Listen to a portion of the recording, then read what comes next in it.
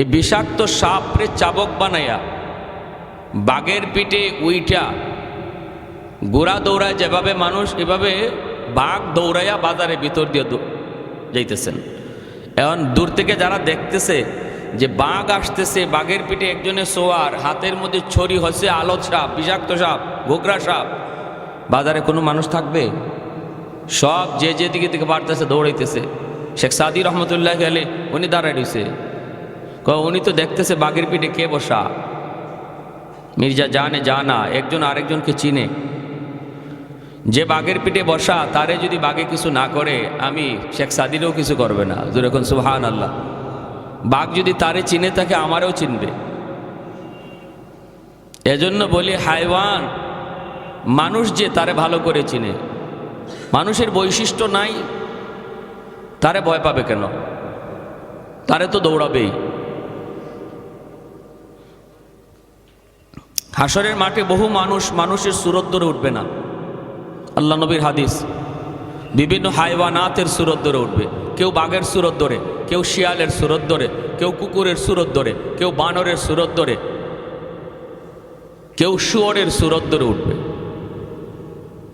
হাদিস শরীফ আল্লাহ নবীকে জিজ্ঞেস করা হয়েছিল, ইয়া রাসূলুল্লাহ কেন? নবীজি বলেন, দুনিয়াতে যার ভিতরে যে হাইওয়ানের বৈশিষ্ট্য বেশি ছিল, সে হাসরের মাঠে এই হাইওয়ানের রূপ ধরে উঠবে। কুকুরের বৈশিষ্ট্য, কুকুরের একটা বদ খাসলত হিংসা। কুকুর মালিক প্রিয়, মালিক পশু মানে কি কয়, প্রভুভক্ত, এই গুণটা তার আছে। কিন্তু তার সবচেয়ে খারাপ গুণ হলো, যে খারাপ গুণটার কারণে কুকুর নিকৃষ্ট প্রাণী হয়েছে। জগতের সকল প্রাণীর মধ্যে নিকৃষ্ট প্রাণী কুকুর। অথচ তার একটা ভালো গুণ, একটা না অনেকগুলি ভালো গুণ আছে কুকুরের।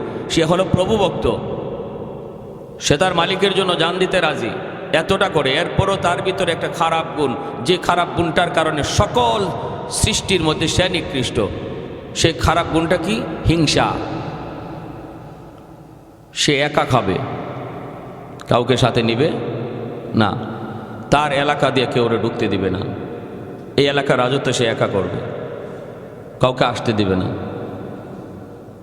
মরা গরু লাগে 5 দিনে শেষ করবে, তাও কাউরে শরিক করতে দেবে না। এটা হলো কুকুরের সবচেয়ে বদ খাসলত। এই ধরনের স্বভাব যে মানুষের কাছে থাকবে, হাসরের মাঠে তার রূপ ধরবে কুকুরের। বেহায়া, হায়া নাই, শরম নাই। দুনিয়াতে যারা এই ধরনের চলা চলছে, হায়া শরম কম, যেখানে মন ধরে এখানেই বেহায়ার মতো দাঁড়ায় গেছে, নারীর সাথে কথা বলতেছে।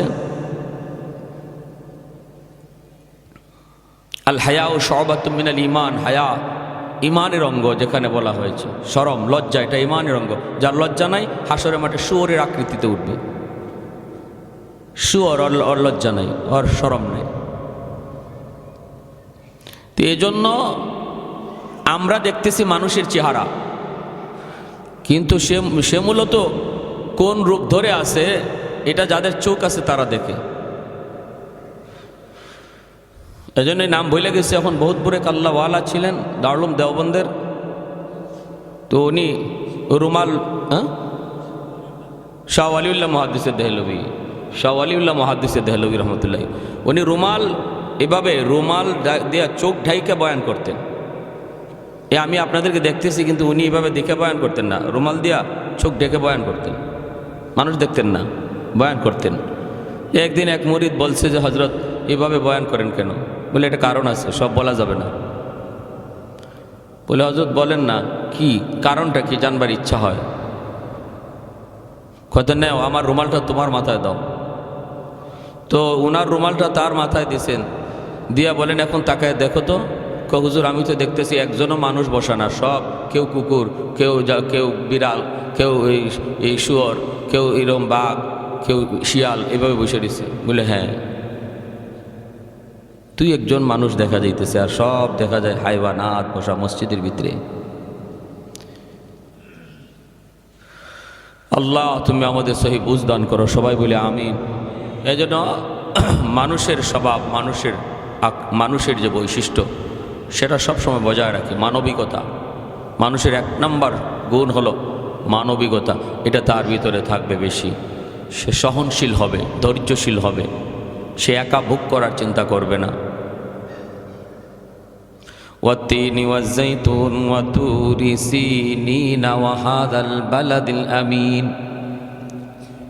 আল্লাহ পাক রব্বুল আলামিন 3 ফলের কসম খাইলেন, জাইতুন, এমনিভাবে তুর পাহাড়, মক্কা নগরের কসম। এই 4টা জিনিসের কসম কেন খাইলেন এই বিষয়ে বয়ান করলে লম্বা হয়ে যাবে, আমি লম্বার দিকে যাব না। আল্লাহ বলেন, অধিক সুন্দর করে তোমাকে বানাইলাম, মানুষ হলো অধিক সুন্দর। তাফসীরে কিতাবের ভিতরে এর একটা আজীব ঘটনা লিখছেন। খলিফা মনসুর অনেক বড় একজন বাদশাহ ছিলেন। খলিফা মনসুর বাগদাদের খলিফা। খলিফা মনসুরের আমলে তার এক মন্ত্রীর নাম ছিল ঈসা ইবনে মুসা। এই ঈসা ইবনে মুসা ছিল তার এক মন্ত্রী। নতুন বিয়ে করেছে সুন্দরী বউ। চাঁদনি রাতে প্রাসাদ থেকে বের হয়ে আসে, চাঁদের আলোতে নতুন স্ত্রীকে নিয়ে কথা বলতেছে। ওই অবস্থায় একবার চাঁদের দিকে তাকায়, আরেকবার স্ত্রীর চেহারার দিকে তাকায়। খুব খুশি সুন্দরী বউ পায়া, বলতেছে, তুমি অনেক সুন্দর, আমার জীবন ধন্য, তুমি অনেক সুন্দর, তুমি চাঁদের চেয়েও বেশি সুন্দর। নতুন বিবি কয়, আবেগের সাথে হুঁশ রেখো, চাঁদের চেয়ে আবার মানুষ হয় সুন্দর কেমনে? চাঁদের চেয়ে মানুষ আবার বেশি সুন্দর হয় কেমনে? কয়, না, তুমি চাঁদের চেয়ে বেশি সুন্দরী। কয়, বললাম না হুঁশ রাখবা, জুসের সাথে হুঁশ রাখবা। চাঁদের চেয়ে মানুষ সুন্দর হয় কেমনে? বলে, না, আমি বলছি তুমি চাঁদের চেয়ে বেশি সুন্দর। কয়, না। তখনই কয়ে উঠছে কি জানেন? আর আমি বলছি তুমি চাঁদের চেয়ে বেশি সুন্দর, তুমি যদি চাঁদের চেয়ে বেশি সুন্দর না হও তাহলে তুমি 3 তালাক। কিছু মানুষ এমন আছে তো তালাকে ডং মনে করে, ডং, তামসা। খাইবার আগে দেয় একবার তালাক, খাওয়ার পরে দেয় একবার তালাক, নাইলে মাঝখানে আরও দেয় 2বার তালাক। সকালে একবার বউ সারে, বিকালে আরেকবার সারে। সকালেই তো সারা হয়ে গেছে গিয়া, বিকালে হের 14 গোষ্ঠী সহ সারে। তো এই ধরনের যারা করে এরা আবার পরে আমাদের কাছে কান্নাকাটিও করে আসে, হুজুর রাগের মাথায়, গুসার মাথায় 3 কথা কয়ে ফেলাইছি, হুজুর এখন কি করি? সব জায়গায় ডং চলে না, তামসা চলে না, মজাক চলে না। মজাকের জায়গা মজাক, ডংয়ের জায়গায় ডং, কিন্তু সব জায়গায় চলে না।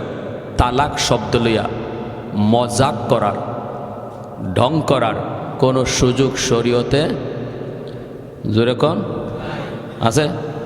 বিষাক্ত সাপ লইয়া আপনি তামসা করেন, গোগরা সাপরে সামনে নেন, এই সাপ তুই আমার কামড় দিস না, আমি তোর সাথে এমনি ফাইজলামি করতেছি, তোর সাথে একটু ডং করতেছি, একটু মজাক করতেছি, তুই আমার কামড় দিস না। এই কথা কইলে গোগরা সাপে আপনারা সালাম দিবে? হ্যাঁ, আপনি যে এর সাথে ডং করতেছেন, মজাক করেন, এটা বুঝবে? তালাক এরম গোগরা সাপের মতো। তালাক শব্দটা, তালাক শব্দটা এটা গোগরা সাপের মতো। এর সাথে ডং চলে না, তামসা চলে না। হাসির চলে দেন আর রাগ করে দেন, খালি বলবেন সাথে সাথে ছোবল, সাথে সাথে ছোবল। রেডিমেড মৌলবীর কাছে যাবেন না, নেটের মৌলবীর কাছে গেলে পরে কইব কি, লিখিত দেওয়া লাগবে তালাক, মুখে তালাক দিলে তালাক হয় না। এই ধরনের বাজে ফতোয়া দিয়া টিভির বক্তারা, মৌলবীরা ফতোয়া দিয়া, বিশেষ করে আহলে হাদিস মার্কা যে বক্তাগুলি, এই আহলে খবিস মার্কা বক্তাগুলি, ওরা ওই রকম রিপোর্ট দেয়, হয় লিখিতভাবে তালাক দিলে তালাক হবে, মুখে তালাক দিলে তালাক হবে না। আরে হারামির হারামি এই ধরনের ফতোয়া দিয়া পুরা সমাজটা জারজ সন্তানে ভরে ফেলতেছে। সমাজ নষ্ট হবে না তো কি হবে? কি হবে? ওই পোলা বাপরে পিটাইব না তো কি করবো? এ তো জারজ, এ তো বৈধ নয়, অবৈধ। ওই মৌলবীর ফতোয়ার কারণেই ঘটনা ঘটছে। স্বামী স্ত্রী তারা তো মনে করতেছে বৈধ সম্পর্ক, হালালভাবে তারা মিলতেছে। সম্পূর্ণ দায়ভার এই মৌলবীদের কাঁধে যাবে। আর আমাদের কথা শোনার পরও যারা ওই সমস্ত মৌলবীদের কাছে যাবেন, আপনিও ধরা খাবেন। হ্যাঁ, আমাদের কথা বলার পরেও, আমাদের কথা শোনার পরেও যে না, সব মৌলবীর কাছে যাওয়া যাবে না, মডার্ন আল্ট্রা মডার্ন যাওয়া যাবে না, এই কথা শোনার পরেও যারা যাবেন তারা নিজেরা দায়ী থাকবেন। আর জানেন না গেছেন, আল্লাহ আমি জানতাম না, আমি মনে করছি বড় হুজুর, আল্লাহ এরকম একটা ফতোয়া দিলাইছে, আমি মোটেও জানি নাই যে সমাজে কিছু উলামায়ে সু আছে, ভ্রান্ত কিছু মৌলবী আছে। আল্লাহ এই কথাটা আগে বুঝতাম না, আল্লাহ হয়তো মাফ করে দিতে পারে।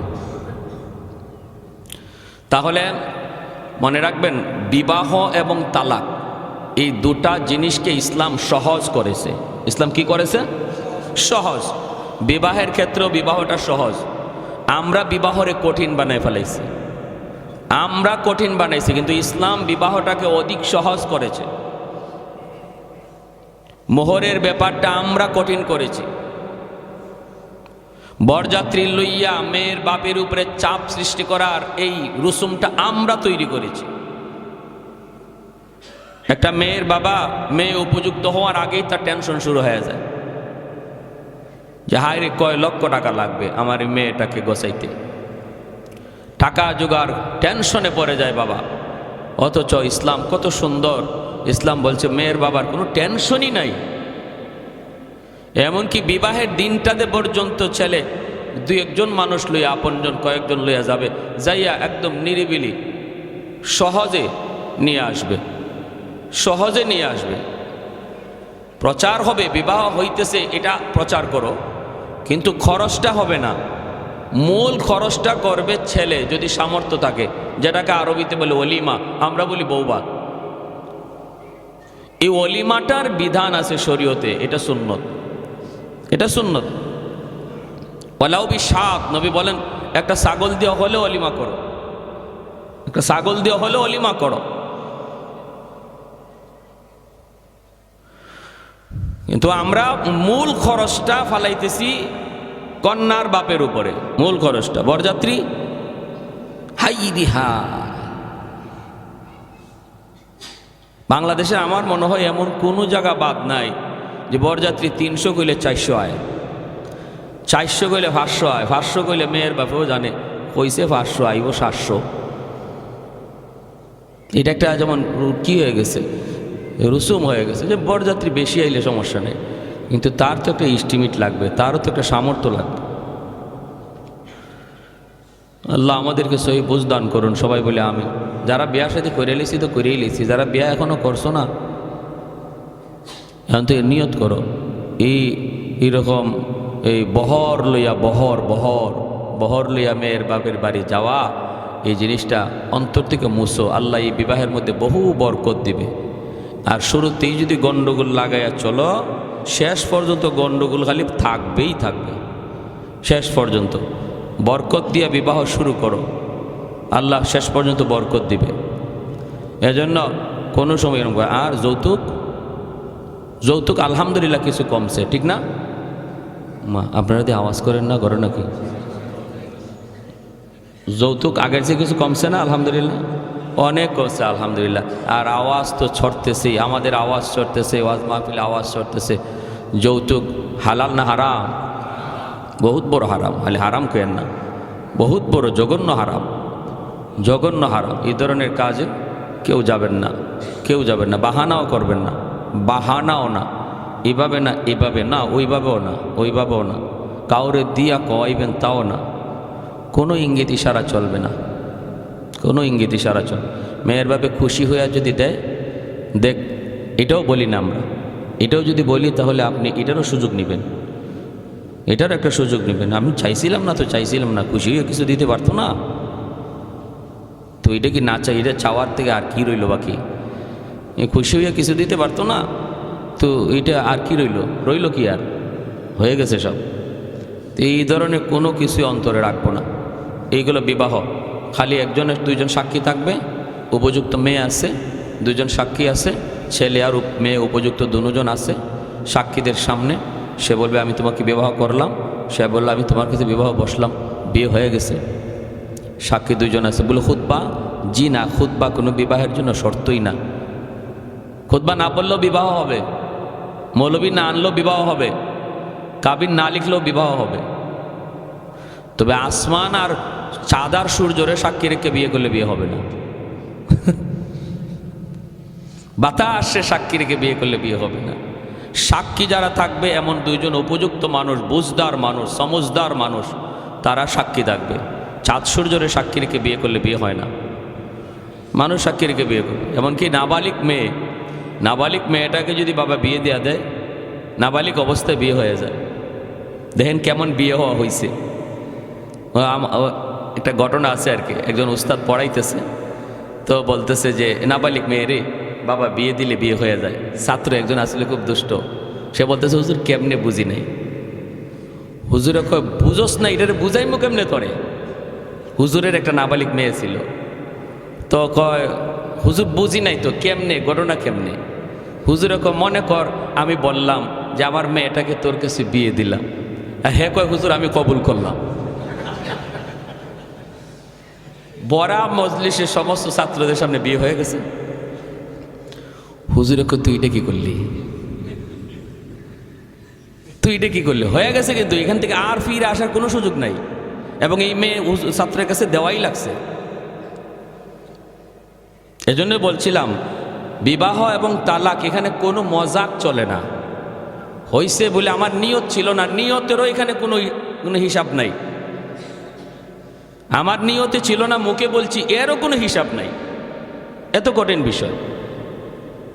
সেখানে আপনি তালাক দেওয়ার পরে যদি বলেন মজাক করে বলছি, হাসির ছলে বলছি, হুজুর আমার মাথা ঠিক ছিল না, কোনো কিছুরই অ্যালাউ নাই শরীয়তে।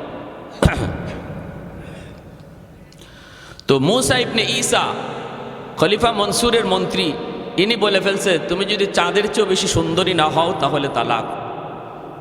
এখন তো মহিলা কান্না শুরু করছে, মাত্র বিয়া বইলাম তুমি তালাক দিয়া দিলা। হ্যাঁ গেছি গা, তালাক তো হয়ে গেছে। এখন মন্ত্রী কয় কি কও তালাক হয়ে গেছে? বললে হ্যাঁ তালাক তো হয়ে গেছে। চাঁদের চেয়ে আমি বেশি সুন্দরী হব কি করে, তাহলে তো আমার তালাক। ওই মহিলা জানতো সে চলে গেছে বাপের বাড়ি। এখন মন্ত্রী কান্নাকাটি করতেছে আর কি, হায় আমি এটা কী করলাম, আমি তো বেশি সুন্দরী কইতে গিয়া এই কথা বইলা বেলাইছি, বেশি আবেগে। হুজুর এখন কি করি? বাদশার কাছে গেছে, খলিফা মনসুরের কাছে গেছে। খলিফা মনসুর এলাকার যত উলামায়ে কেরাম ছিল বাগদাদের, তাদেরকে ডাকছে, রেখে বলছে যে বলেন আপনারা ফতোয়া দেন, তার তালাক হয়ে গেছে নাকি এখনও বৈধ স্ত্রী আছে? সবাই বলে এটা তো 100% তালাক। কেন? চাঁদের চেয়ে আবার বেশি সুন্দর হয় কি করে, অতএব তালাক হয়ে গেছে। বড়া মজলিসের মধ্যে একজন ইমাম আবু হানিফা রহমতুল্লাহ আলাইহির ছাত্র ছিল। ইমাম আবু হানিফা রহমতুল্লাহ আলাইহির একজন ছাত্র ছিলেন এই জায়গার মধ্যে বসা, তিনিও বহুত বড় একজন আলেম। খলিফা মনসুর কয় সবার কথা শুনলেও ওনার কথা না শুনলে আমার বুঝ হবে না, আপনি কিছু বলেন না কেন?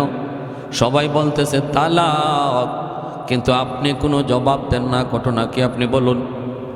তখন উনি বলতেছে আমি কি বলবো, সবাই তো বলছে তালাক হয়ে গেছে, কিন্তু আমি বলি আল্লাহর কোরআন বলে তালাক হয় নাই, কারণ মানুষ চাঁদের চেয়েও বেশি সুন্দর। জোরে বলে সুবহানাল্লাহ। সবাই বলে তালাক হয়ে গেছে, কারণ হলো চাঁদ বেশি সুন্দর।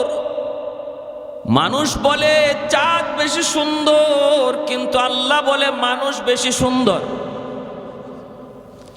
কোথায় দলিল? দলিল হলো পবিত্র কোরআনের সূরাতুত তিন, ওয়াত-তিন ওয়াজ-যাইতুন ওয়া তুরি সিনিনা ওয়া হাযাল বালাদিল আমিন লাকাদ খালাকনাল ইনসানা ফি আহসানি তাকওয়িম।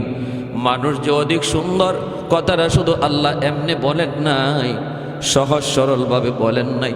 আল্লাহ এই কথাটা বলার আগে 4 বার 4টা জিনিসের কসম খাইছে।